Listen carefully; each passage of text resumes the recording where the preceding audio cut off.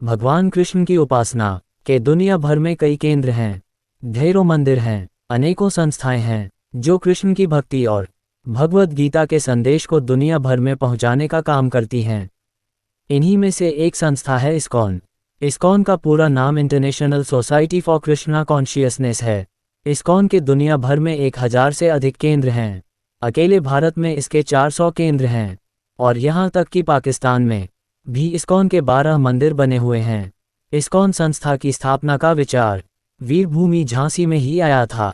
जी हाँ, इस्कॉन के संस्थापक भक्तिवेदांत स्वामी प्रभुपाद जी महाराज इसकी शुरुआत झांसी से ही करना चाहते थे। दरअसल धर्मगुरु बनने से पहले भक्तिवेदांत स्वामी प्रभुपाद आयुर्वेदिक दवाएं बनाने का काम करते थे।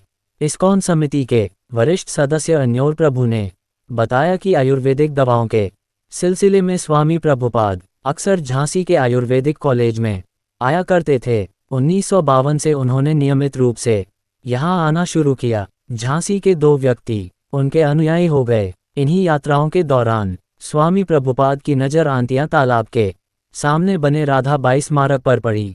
स्मारक पर कृष्ण मंत्र लिखा हुआ था।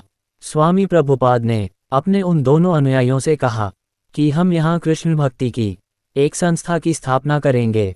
अन्योल प्रभु बताते हैं कि स्वामी प्रभुपाद ने शुरुआत में इस संस्था का नाम भक्तों का संघ रखा। इसके लिए उन्होंने उस समय के दैनिक समाचार पत्रों में विज्ञापन भी दिया। विज्ञापन में कहा गया कि ऐसे शिक्षित युवाओं की जरूरत है जो दुनिया भर में भगवद गीता के संदेश को फैला सकें।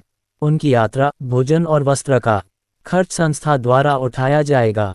स्वामी प्रभुपाद ने 1957 में इस संस्था की स्थापना करनी चाहिए, लेकिन उनके ही अनुयायियों तथा कुछ राजनीतिक लोगों द्वारा प्रपंच रचकर उस जमीन को अपने नाम करवा लिया गया। इस वजह से यहाँ इस्कॉन की विधिवत स्थापना नहीं हुई। 1966 में हुई इस्कॉन की स्थापना। इसके बाद स्वामी प्रभुपाद वृंदावन चले गए, जहाँ वह 16 साल रहे। इसके बाद वह अमेरिका चले गए, जहाँ उन्होंने 1966 में विधिवत तौर पर इस्कॉन की स्थापना की। उन्होंने 13 जुलाई 1966 को अमेरिका के न्यूयॉर्क शहर में इसकी स्थापना की। शुरुआत में उन्होंने उन अमेरिकी लोगों को इससे जुड़ा जिन्हें समाज से बहिष्कृत कर दिया गया था। ऐसे लोगों को हिप्पी कहा जाता था। इस्कॉन के माध्यम से इन लोगों को भगवद गीता का अर्थ समझाया और आज देश विदेश में लाखों लोग इस्कॉन संस्था के अनुयायी हैं। ऐसी ही और जानकारी के लिए हमारे चैनल को सब्सक्राइब करें।